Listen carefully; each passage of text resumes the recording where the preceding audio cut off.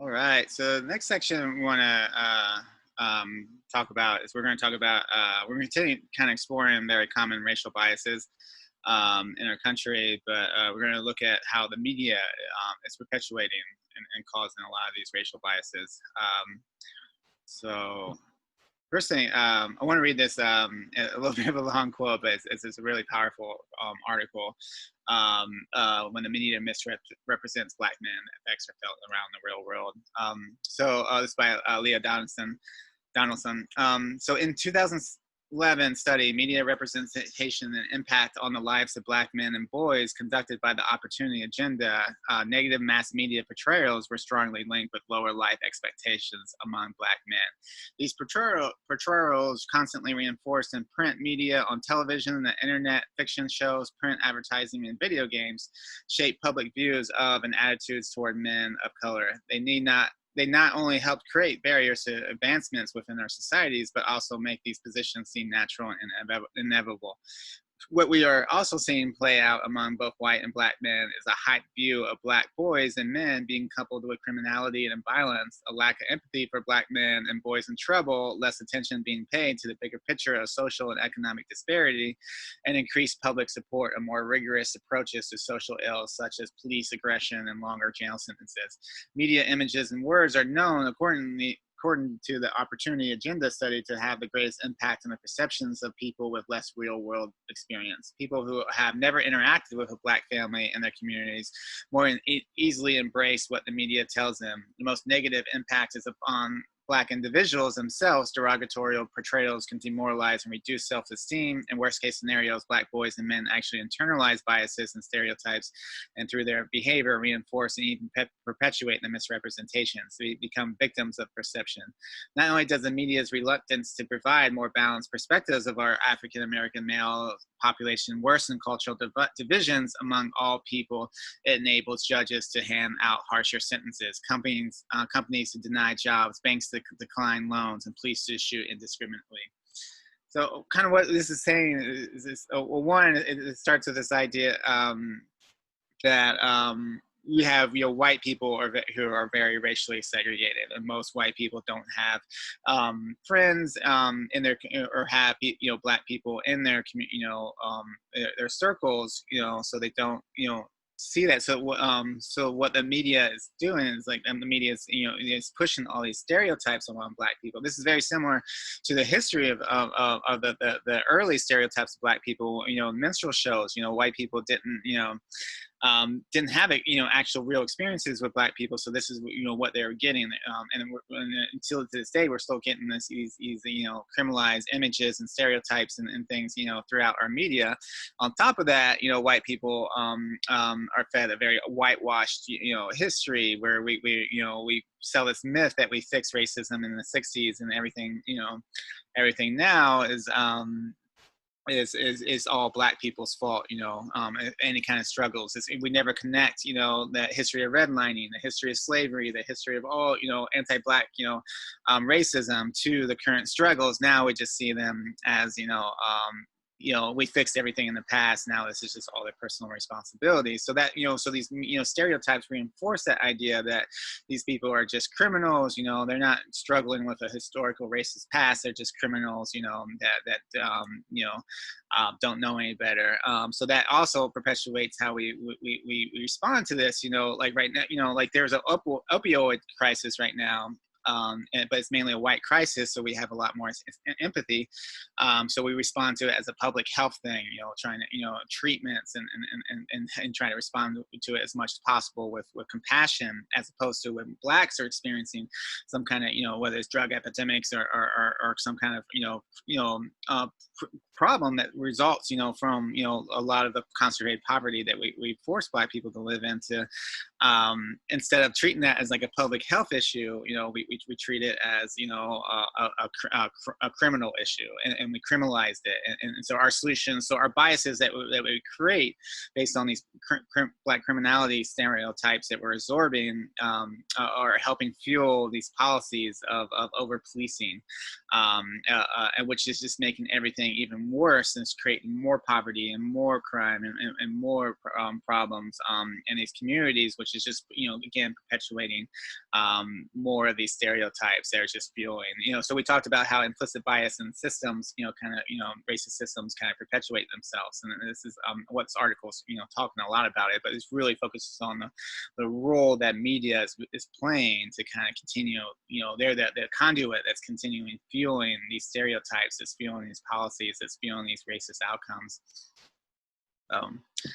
So the Washington Post did this great study where they analyze years of different how media portrays Black people and white people, and they found black families often represent are more likely to be portrayed as poor in media and news, while white even though white people make up the majority of poverty, they're more likely, not to be portrayed as poor. White families make up 17% of the poor portrayed, but make up 66% of the American poor. Black people represent 37% of the criminals shown in the news, but constitutes 26% of those arrested on criminal charges. White people represent 28% of criminals shown in the news, but constitutes 77% of the crime suspects. Black people are 3 times more likely to be portrayed dependent on welfare than white people, and Black fathers are shown spending time with their kids almost half as often as white fathers. And as we're going to see, we're going to dive into a lot of these things. All these things are based on false perceptions, but at the same time, our media is pushing these perceptions, and since white people are so racially segregated, they're internalizing this and they're accepting this as realities, and that's affecting how we our policies, like where we choose to treat something as a public health crisis, or do we choose to criminalize it and over police it. That is directly linked to the stereotypes that are being pushed right now in our media. So the big one we're going to talk about, the myth of the absent Black father. So this was, started in the 60s, and it was used to this idea to kind of push, well, yeah, we fix racism now. So now let's just find victim blame different reasons why Black people are still struggling. And this is the big one, and it's completely based on false information. But AJ Plus did a really great bit about this. I'll play right now. One of the most pervasive stereotypes about Black Americans is that of the absent Black father. The absent Black father myth is the idea, the stereotypical and incorrect notion that African American fathers have very little contact with their children, if any contact at all. And in Black America, the reality of being fatherless is perhaps most painful. 73% of all Black babies are born out of wedlock. Experts say there's a crisis when it comes to Black fathers in this country. The news media loves asking where all the Black fathers are, and that whole idea has been linked to everything from poverty and crime to even police violence against Black communities. Why are these police shootings occurring? Well, it's because there is an absent Black father, or it's because Black families are on welfare. But this idea that Black fathers aren't present in their kids' lives is actually false. To be a parent is to have children that you love and try and support. And Black fathers experience that the same way that anyone else would. Why would you even think there was a difference? Hey guys, I'm Sana, and this Sunday on AJ Plus, we're going to talk about the myth of the absent Black father here in the United States, where it comes from, and how that stereotype tells a much bigger story about the Black family and Black communities in this country.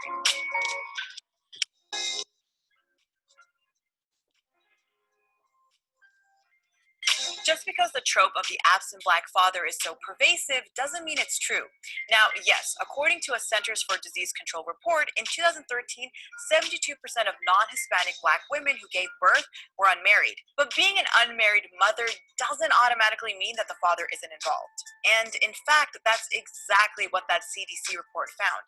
When compared to white or Hispanic fathers, Black fathers were actually more likely to be involved in their children's lives in almost every way. They were even more likely to have bathed, diapered, or dressed their kids, eaten a meal with them, played with them, helped them with homework, and taken them to and from activities. And a lot of that held true even when Black fathers didn't live with their children. But if we go solely off of what we see in the news media... Where's your dad? I don't really know. Tell me about that. He's just not around. You wouldn't really see Black fathers in that way. Communications professor Travis Dixon studies the prevalence of stereotypes in mass media and the impact of these stereotypes on audiences. He wrote this report, A Dangerous Distortion of Our Families, and in it he found that almost all news and opinion media implicitly or explicitly encourages pretty egregious assumptions about Black fathers. Black fathers were shown spending time with their kids only half as often as white fathers, contrary to, well, the actual facts. We found that Black mothers, white fathers interacted with their kids about 26% of the time in these videos and photos that occurred in the news media. Half as often, we found that happening for Black fathers. Only about 14% of the time were Black fathers actually interacting with their kids on camera in photos. Dixon also found that news commentary singled out Black fathers 60% of the time, compared to white fathers only 20% of the time. What has it been like since your dad's been in jail? Can a father's love break through prison walls?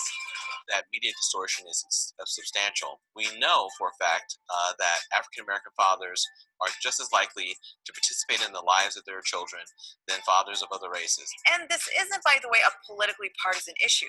Both conservative news outlets like Fox News and more centrist ones like CNN were top distorters, specifically Hannity, The Kelly File, and CNN Tonight. Did both of you have fathers present in your lives growing up? So where does this toxic idea about Black fathers even come from? Well, one theory takes it back to a 1965 report titled The Negro Family, The Case for National Action. The report became one of the most contentious political documents in 20th century America. Democrat and Assistant Secretary of Labor Daniel Patrick Moynihan put the report together to make the argument for how the Lyndon B. Johnson administration had to do more for racial equality than simply pass the Voting Rights Act. Moynihan argued that to really fight racial inequality, the government had to understand the state of Black communities and why they were the way they were. But Moynihan ended up focusing on one thing, the Black family. According to him, the fundamental reason for growing economic inequality between white and Black Americans was a crumbling family structure in Black communities. And at the foundation of the so-called crumbling Black family structure was the absent Black father. Moynihan looked at non-marital birth rates and rates of fathers living separately from their children and made a whole bunch of assumptions about parents' relationship statuses and parental involvement.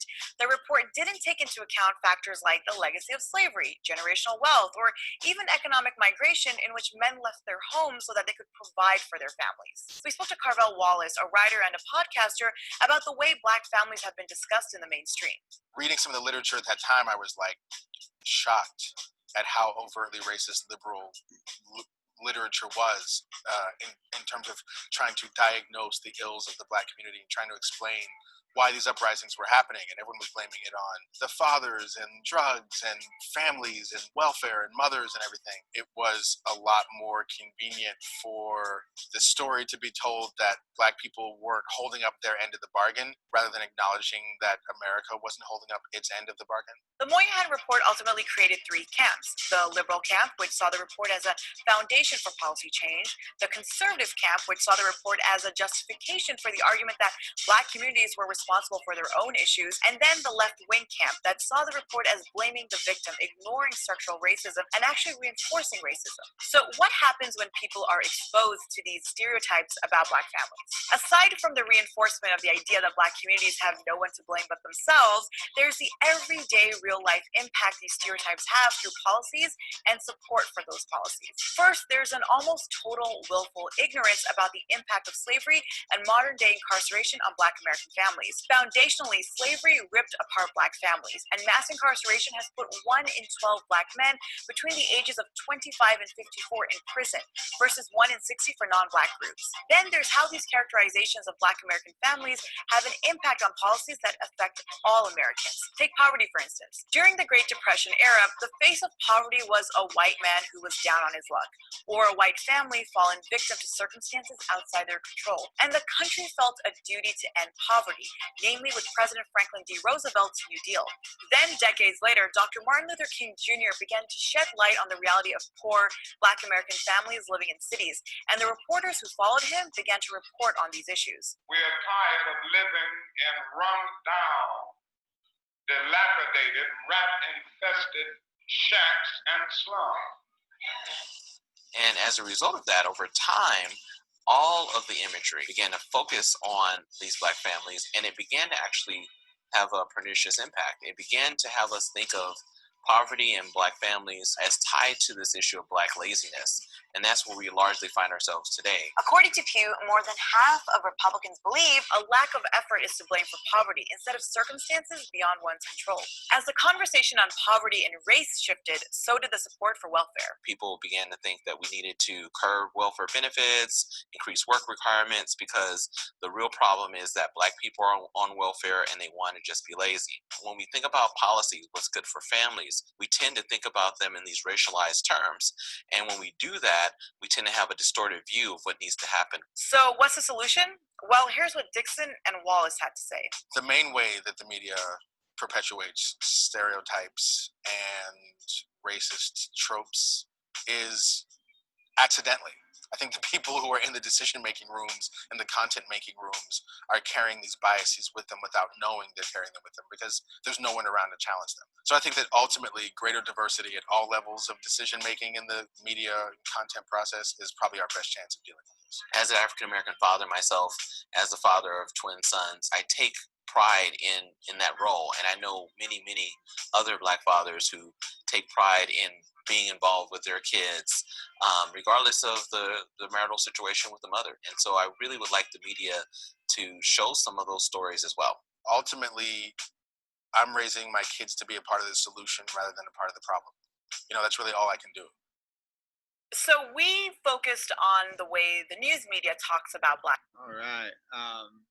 So a couple of things I wanted to I really like towards the end where one of the radio host guy was saying, you know, a lot of this is done unconsciously, you know, a lot of this is done by biases, you know, but you know, that's the same time when we have news, you know, news agencies that are full of mainly white people, this is what's going to happen. And that's when we talked about last week about you know, the idea of coming from a place of privilege and why that's a problem. It's not, you know, it's and then this really captures it a lot. When you're coming from a place of privilege, a lot of times you don't see what's happening, you don't see what you're perpetuating, and that's why you know, a diversity and just, you know, on, you know, especially when levels of power is so important.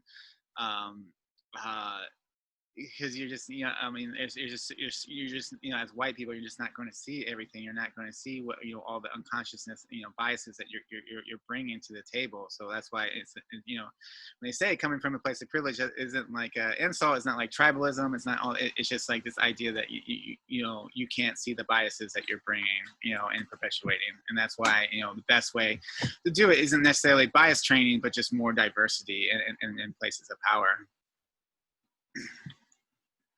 And so this is some of the CDC information that they, you know, from their report that they found that, I mean, you could just see that the rates, you know, so orange is Black, and you can see, you know, we've been told for decades that Black fathers were absent because they were out of wedlock or they didn't live with their kids. And in reality, we're seeing just, you know, quite the opposite. Black people, you know, people are actually leaders in Black fathering, you know, despite the fact that maybe, you know, now, you know, they have, you know, larger rates of out of wedlock, you know, children, or they don't live together. It doesn't affect at all, you know, their participation.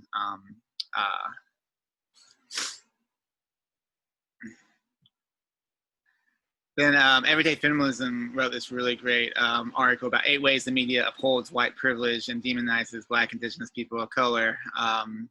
So I'm just going to read a couple of them, but we've all seen this. You know, you see, like, you know, when there's a white, you know, terrorist, you know, he's always got, you know, portrayed in media as having, you know, it's like a family photo where he looks very wholesome. You know, he's got his clothes on. He doesn't have his, like, you know, jail suit on. But when you see in photos of victims of color, people that have been killed by police, you always, you know, if there is a police photo, that will be the one they choose. You know, in some orange jumpsuit, you imply that they're criminals, or they'll show some really awful, you know, like picture, you know, that just them looking mean. You know, so that, I mean, it happens all the time. You know, there's a lot empathize with motivations for white person's violence. You know, you'll hear about, oh, well, it's a troubled youth who didn't know better. You know, when it's a white terrorist, when it's a Black terrorist, or a Black person, they demonize them. You don't get that same empathy. You know, you get that as part of a, you know, culture of violence kind of thing. Same with white persons always acted alone. Black people are you know, representations of the stereotypes of their race, you know, and, you know, who gets to be humanized and who gets to be dehumanized, you know, who gets to be, you know, treated as a human person, but who gets to be dehumanized as animals or something, like, you know, which you see a lot. And even like, you know, discrediting, you know, we talked about this, like when Black people take to the streets because of police brutality and things like that, they're often discredited in the media, while, you know, white people rioting, you know, because their team lost or won, it's just like a good time, you know. So we'll play this video by Francis Maxwell.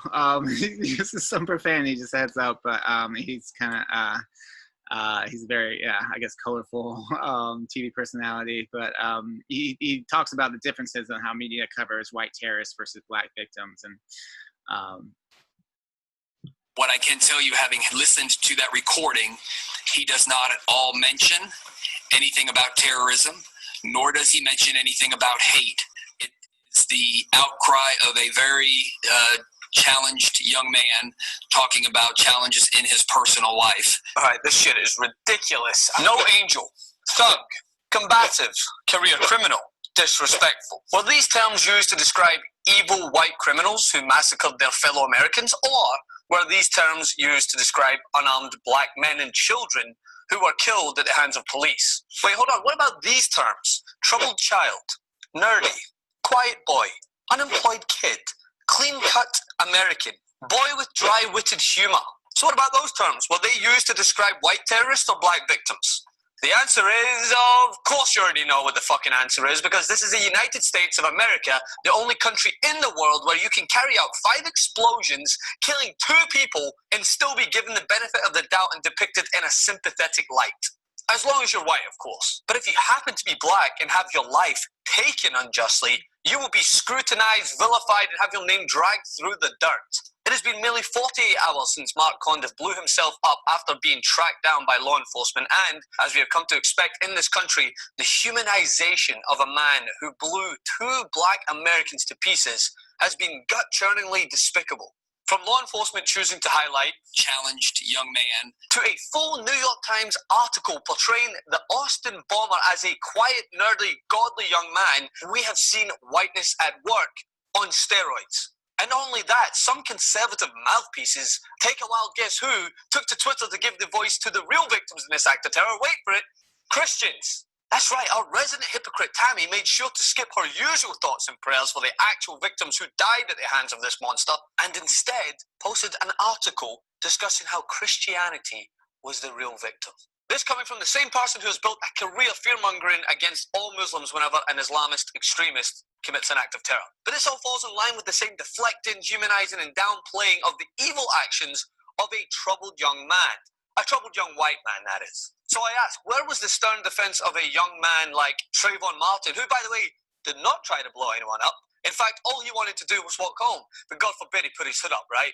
For that, he was lambasted as a disrespectful thug by many of those in the media, who then offered an actual terrorist a pass. I can't believe this has to be clarified. But I guess we'll save the best juxtaposition for last, shall we? It so happened that on the same day a white suicide bomber decided to take his own life, 2 Sacramento police officers opted to take the life of 22-year-old Stephen Clark, firing a mere 20 shots at him in his own grandmother's backyard. Cops said they mistook Clark's cell phone for a gun, and then later a crowbar. I mean, I'm no tech expert here, but I've never seen a crowbar that looks even remotely like an iPhone, have you? But nonetheless, having both these stories circulate at the same time was a perfect example of whiteness at work. On the one hand, we had headlines reading, "Robbery suspect gunned down," and on the other hand, we heard, "Nerdy young man." Wake up! The way this country continues to humanize white evil and vilify Black victims shows how far we have to go in not only fixing the engraved racial bias that still dictates the perception of people in this country and in the media, but in truly understanding the threat white terror poses to us. And to do that, we have to condemn it with the same furiosity it deserves, not wrap it in privilege. Follow me on Instagram at Francis M. Maxwell and on Twitter at Francis M. Maxwell. Please like and share this video. Leave your comments. I will be interacting, and as always, I think the thing that kills me the most about the guy who was shot in his grandma's backyard is they at first said they thought his cell phone was or thought a gun, and then they later said they thought it was a crowbar. Just the fact that they can just completely just change their story like that, and no one's like, yeah, no one's saying, yeah, like no one in the actual Justice Department is like, saying anything's wrong with that. Just kind of kills me. But anyway, I think Francis, Maxwell, I apologize for the profanity, but he does, a really great job just kind of, capturing this thing that not just happens in this one incident, but happens all the time in our media. For example, here's some great articles. I mean, this one just came out not too long ago. It's a robbery suspect. Someone stole a car. Front page, big photo. He's got the yellow, the orange jumpsuit. And then a white person that actually killed another person gets a family photo or whatever, and a small little side article. A teen, in the court murdered, charged with, stab murder, but a thug who kicked a woman, cop. So literally a black person who kicks a cop is a thug, and a teen, a white person who stabs someone to death is a teen. And then we're not just cherry picking and stuff. I mean, this is like, happens all the time. Like, I mean, check out like the the news and the media and how they portray this. This is a white family. They who killed his white guy who killed his family is portrayed in this nice wholesome photo. A father who beat and killed a man who followed his teenage daughter into a bathroom stall. Quite a different photo. So. Now, again, like I just really want to push this. This is not cherry picking. This is the norm that happens all the time. Another thing I want to talk about is colorism. So this is something that comes out a lot in our media, but not just our media. It comes out on a lot of different avenues as well. But this is generally the idea that the whiter you are, the better you are. It's like pushing this white supremacy is white standard, and then the blacker you are, the more the bad you are, the more ugly, the non-normal. And so I'll read this this quote real quick. Another type of discrimination that typically exists among people of the same race or ethnicity is colorism. Colorism is a prejudice based on skin tone, usually marked with a preference for lighter skinned people. It roots from the belief of white supremacy and can be traced back to slavery. When white slave masters raped and impregnated black slaves, the offspring was treated better than typical slave because of their white ancestry. The daily toll of living with colorism today is unescapable. Darker skinned people report higher experiences of microaggressions, and darker skinned black people, women self-report worse health than lighter skin. And I would add, I think that's a great definition, but I was also add, in America, I mean, it definitely, slavery was a big start of colorism, but I would really push that. I mean, this is something that happens all over the world, and it was more of a result of European colonialism, and European trying to instill that they were like, the white was great, this white supremacy, is civilization on Christianity, or pushing and then demonizing everything else, to the point where like the skin lightening industry, which I mean sells products all over the world, but probably like I would argue like India is like the biggest buyer of these products. It's a $10 to $20 billion industry for basically skin creams that are full of all kinds of things that can poison your blood and burn and do all kinds of awful things, all to light. I mean, this is an actual photo of a skin lightening product, and you see how sad this these dark women are, and then how great and happy this because this woman became white. So it's and this what's important to understand is about colorism. This is something that's been internalized by everyone, where it's not just white people pushing this, but it's also like black people and black communities also are on this. So a lot of times lighter skinned people will be treated better, and that's not necessarily so much it may be because black indigenous people of color, they bought into this, but a lot of times they know it's wrong, but they know that's how the society is going to treat you. So, and that's what you hear a lot of stories about why, in India, like why people use these creams, to lighten their skin. And it's not always because they think white is better, because they know that their children are going to have a better chance in a white supremacy society. So we have to understand like just how much this permeates everything.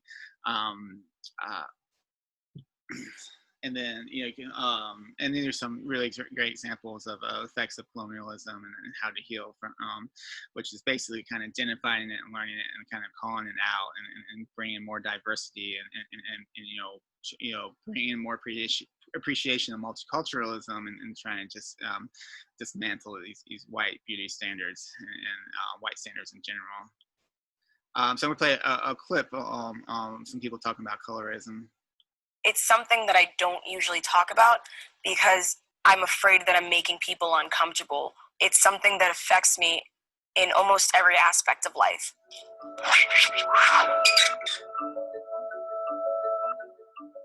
There's something about having dark skin on a woman's body that shapes the way she moves through the world. There's something about having darker skin on a male body that shapes the way in which he moves through the world. It has real life stakes. From what I've seen growing up, dark skin equates to being poor, dirty, ratchet. They tend to be the bad guys in Tyler Perry movies, straight from the border. That doesn't even make any sense. I'm not deemed as beautiful, therefore I am not beautiful. And those two are not really mutually exclusive. Could it be that something as early as colonization or slavery is primarily responsible for our beauty standards today? We're talking about who works in the field and who works in the house. We're also talking about rape, the rape of slaves to produce people who are known as mulattoes or mixed race. These standards of beauty travel. Eurocentric standards of beauty travel. In the Dominican society and our culture, they have a phrase that's like mejorando la raza, advancing the Dominican population and making sure we're going into how they say the better. If you're lighter, you're bettering the race and you're bettering the island versus if you're just being you. I would get called the blackness. One joke that really stuck with me was like, oh, Edgar's so black that when he leaves a car, the check engine light turns on. That was a reference to my skin being as dark as oil. I felt ugly being of a darker skin tone. So I tried to gel my hair, or I started listening to skater punk music. So I tried culturally to lighten myself, if that makes sense. I went on a trip to Korea with my mom. Some woman walked up to my mom and she asked, "Why is your daughter so dark?" In Korea, you have to be pale, and I almost felt like a foreigner and not so much Korean anymore. When we turn off the lights, they say, "Oh, Salorm, where did you go?" Or, "Oh, you're really pretty for a dark-skinned girl." Are you saying that my race and just the fact that I am black, is that not attractive in general? I remembered one time that I wanted to be an angel in a parade. At that time, they were like kind of racist, they didn't like black people to be angels. And my mommy got kind of freaked out. She was going like, "Please don't, you cannot be an angel because they're going to laugh at you." I said, "But mommy, I am an angel." And finally, I was an angel. And I was the only black angel walking in the street. And my mommy was so proud about it, and I was proud too. My mom started buying me a cream called Fair and Lovely. I was in 3rd grade when I started using bleaching creams. And the whole general idea was, if I'm lighter, I'll have a better life. I'll find somebody that's gonna love me. There would still be light and dark patches on my body and my face. It's painful, it would hurt, and I started breaking out in like bad rashes. And no one said anything. I had to stop it myself. How do we fix this? We think critically about colorism. We think about where it began and where it begins and ends with us. I think change starts with providing more diversity. Providing more examples of people that look like you. If you look at telenovelas, they usually cast the dark-skinned person as the villain. And if you never met a Latino before, you're gonna somewhat think that. So in Japanese media, I honestly don't think I've ever seen a darker-skinned female. I feel it would be nice to see a change. It needs to start within our own culture, where we can't have Will Smith filling in every slot for black people. Giving dark-skinned people roles that are not only supporting roles, but leading roles. All right. And on that vein, very similar, another, idea, well, another version of colorism is our white beauty standards. So I'm gonna play this video decoded. They're talking a little bit more about kind of colorism, but more on how that plays out in our beauty standards.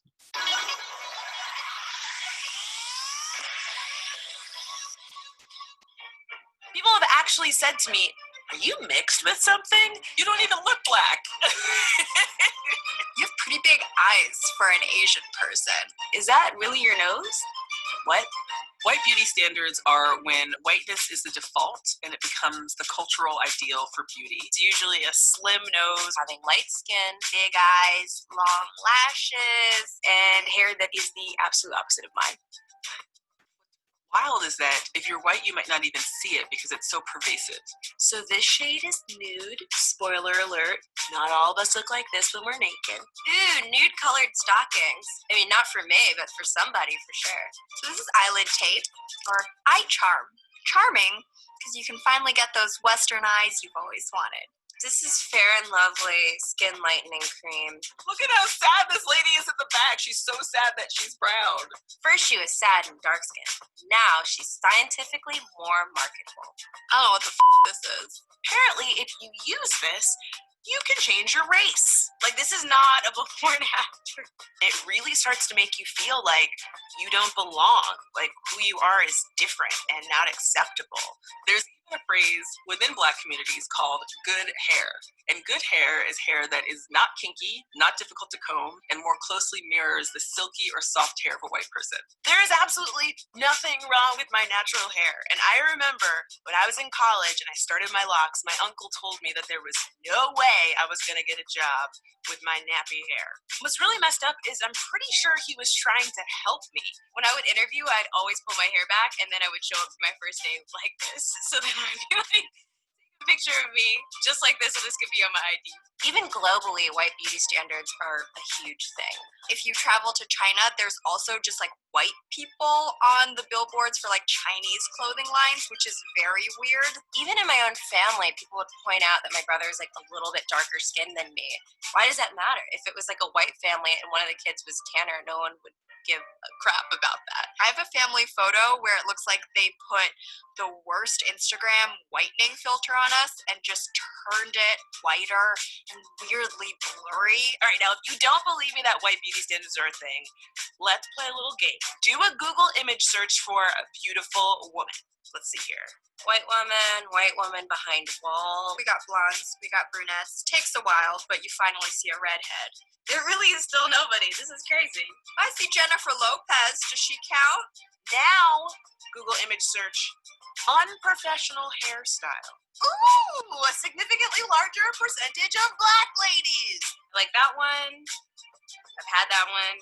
Another black woman. This girl's hair is really cute. The problem is that all of these social messages you get about what is and who is beautiful influences who you think is beautiful.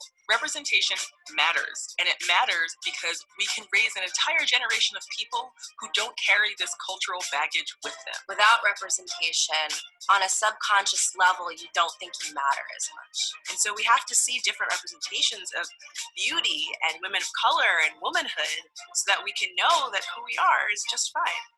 Like legit, two different people's legs. That's crazy. So I think the general message of this is we need more. Representation does matter.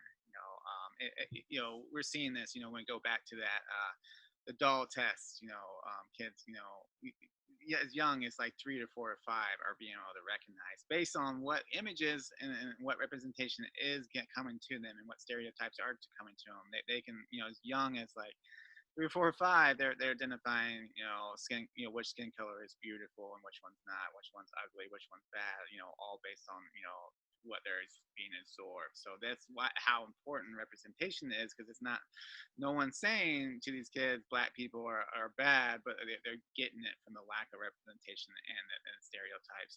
Like we're talking about Native mascots, what's so, scary about anti-indigenous racism is most people, that's their only perspective or experience with Native people. They're not, it's these like stereotypical, stereotypes, or it's these like awful stereotypes, and they're not actually getting real representation of what's Native people. So cool. We'll move on to so this next one's kind of a big one. Misogynoir. So misogynoir, it combines two French words, misogyny, which is like sexism or this prejudice against women, and noir, which is the French word for black. So this is basically combines sexism and racism. So you have racialized sexism or sexualized racism towards black women, and only black. It's really important. Only black women experience this. They're the only ones that have this convergence, or are dealing with this convergence. And it was coined by black queer feminist Maya Bailey. And because she was trying to, she was trying to capture what it was that people living at this intersection of patriarchy and white supremacy were actually experiencing. And we have four. I mean, there's a lot of misogynoir tropes, but these are kind of like the four biggest ones. But these are definitely, again, it's not a definitive list. So like the sassy black woman, when we see a lot of like TV comedies and things, it's kind of a character used to kind of dehumanize black women, very similar to a lot of these the Samba or the Jim Crow characters. You have the hypersexual Jezebel, which is, again, I've talked a lot about this. This is used to basically downplay, do victim blame and downplay sexual violence against black women. And then the angry black woman is like, I think for the most part, all of these have this the same trait. All of these kind of like the foundation of why white supremacy created these traits was to kind of to silence black women, basically. I really like this quote: "Black women will always be too loud for a world that never intended on listening to them." Because that is a stereotype that we use, that black women are just too loud, they're too angry, so they don't have legitimate concerns. They're just naturally predispositioned to be angry and loud. So let's not listen to them. But in reality, I mean, these stereotypes were made to ignore, to tone police and to ignore the issues black women are facing. And then the last one, we talked about the strong black woman. Again, this is a positive one. So like, what could be wrong with this? But reality is like most positive stereotypes, they're used to cover up the racist situations that people are experiencing. So it's just saying, oh, she's a strong black woman, she has no issues. In reality, she may be successful and strong, but she's also dealing with an enormous amount of racism and sexism and emotional labor. So to kind of, it's like one of those positive stereotypes that whitewashes the realities that they're facing. I played this quick video, Pop Sugar Rush, about a little bit more about misogynoir. What misogynoir means and why it has to end. Misogynoir is a term that describes misogyny directed towards black women. I don't know if it was a race thing or a lady thing, but I'm mad as hell. Where race and gender both play roles in the bias. Many people read the word for the first time in Katy Perry's recent tweet. In support of Leslie Jones, who experienced racist and sexist threats following a hacking scandal. The term was first coined in 2010 by Northeastern professor Moya Bailey. She used the term to describe the particular brand of hatred directed at black women in American visual and popular culture. But for black women, the term echoes a much deeper pain about the double bias against them, and how images in popular culture reinforce those negative racist and sexist stereotypes. In fact, a recent survey by Essence magazine found only 41% of black women say they see themselves portrayed as true beauties in the media. Share if you think it's time we put a stop to misogynoir. Yeah, another important part to understand about misogynoir is it's not just directed towards black women, as we saw with adultification of black girls. It's also, a lot of these stereotypes are pushed on black girls as well. All right. So, we've heard, from a lot of people that a big problem, cause of a lot of these stereotypes or lack of actual real representation in media. And we see that, played out across the board, including entertainment media like Hollywood. So you see the majority of the speaking roles in Hollywood, majority of the lead parts go to white people, as opposed to, majority of, the showrunners, the main people, person with creative control, like Seinfeld, Jerry Seinfeld was a showrunner. The majority of writers, are all white. Majority of TV executives, are white. A majority of people that make these decisions on what is being played and how it's being represented and how it's being written are white people. And that's where we're seeing that outcome of this lack of representation. At the same time, we're seeing overrepresentation of negative stereotypes. And even like Oscars, we've always seen that Oscars are so white, hashtag. And if you look at, who are the people, the judges in Oscars, there's 94% of the judges in Oscars are the people that decide who wins the Oscars are white. Majority of them are men, and 2% are black, 2% are Latinx, and less than, 0.5% Asian. So you see, and then the results is yeah, Oscars are very white.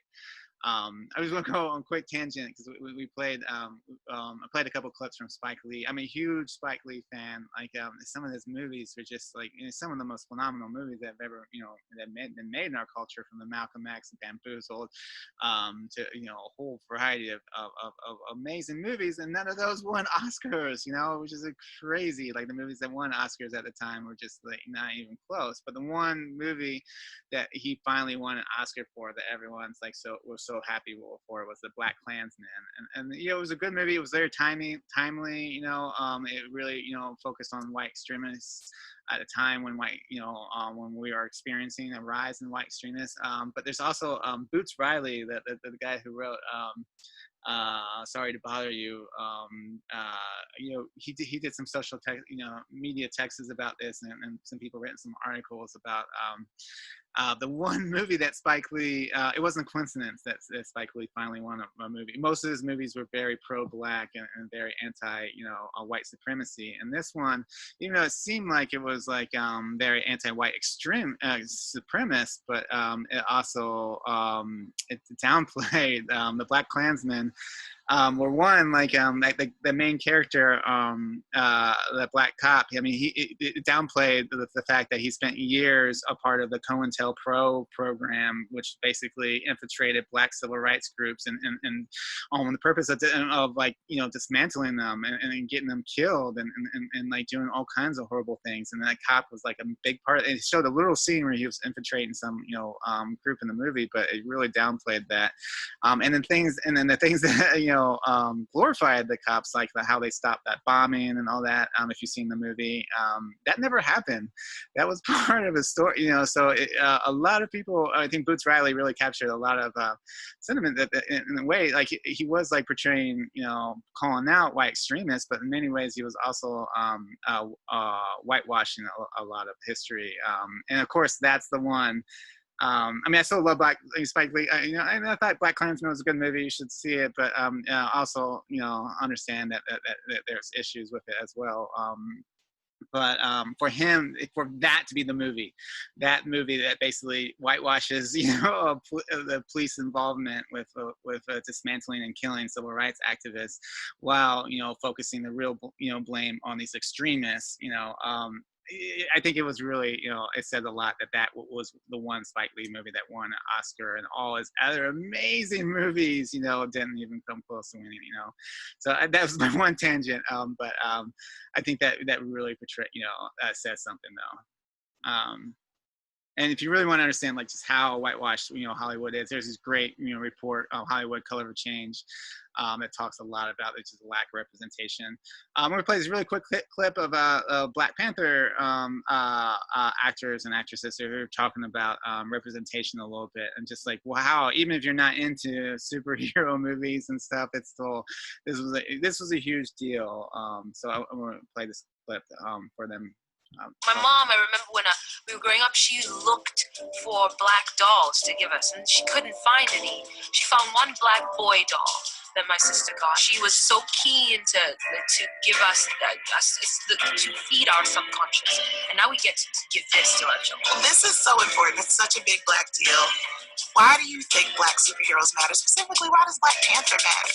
I spent a lot of time, as a youth, looking up to white superheroes and buying into that idea. We haven't seen a lot of Black superheroes on our streets, and it's refreshing to have the continent of Africa being explored in this way. Oh, my inner child is so happy right now. It's important to see yourself, or a reflection of yourself, a reflection of a member of your family as a king. To have a Black Panther, the Black man superhero and his entire nation is powerful because it means that we can see ourselves in this movie quite directly. To be able to, be clear that we can accomplish and do anything, even if it seems superhuman, we have the capacity to make things happen. So I feel like to reach that hero inside of yourself, it's important for that to look like you at times, or for it to be a possibility that it looks like you. You're just incredibly noble, and that idea of nobility is not something that's often applied to people who come from and live on and have ancestry to the continent of Africa. To take us to this land, running a nation, a king, and a hero. Not alone, but heroes there that support you, your mother, your spiritual advisor, your counsel, your friend, your general, your love, your siblings, without limitation or without boundaries. It's aspirational in that. It's a way of reclaiming and reestablishing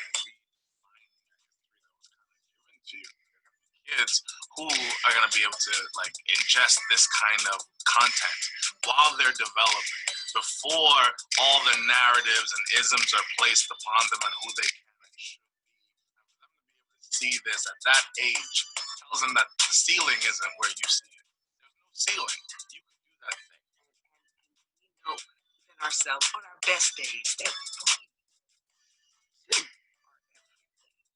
What's up? I'm PJ with The Root. We want to bring. All right. And then looking at just representation, this is I have to give it I've been following this this organization that makes trying to remember who creates this, but they create this infographic compiled by the Cooperative Children's Book Center. They make this every year, and it has actually been increasing the representation. Just a couple of years ago, it was much worse. But at the same time, we just see who is being represented, especially during our children in important stages when they're trying to establish, their identity and their value systems and the norms and culture. We have to be very careful what we're feeding them as well.